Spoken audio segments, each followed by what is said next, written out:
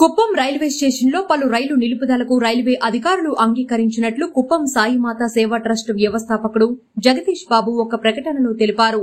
గత జనవరిలో బెంగళూరులోని డివిజనల్ మేనేజర్ను కలిసి వినతిపత్రం అందించామని, దీనిపై స్పందించిన రైల్వే అధికారులు వారానికి ఒకసారి తిరిగే హుబ్లీ, చెన్నై, దాదర్, పాండిచేరి వార్షిక వేలంగాని రైళ్లను రోజూ తిరిగే బెంగళూరు, చెన్నై ఎక్స్ప్రెస్ రైళ్లను నిలుపుదల చేయడానికి అంగీకరించినట్లు జగదీష్ బాబు ప్రకటనలో తెలిపారు.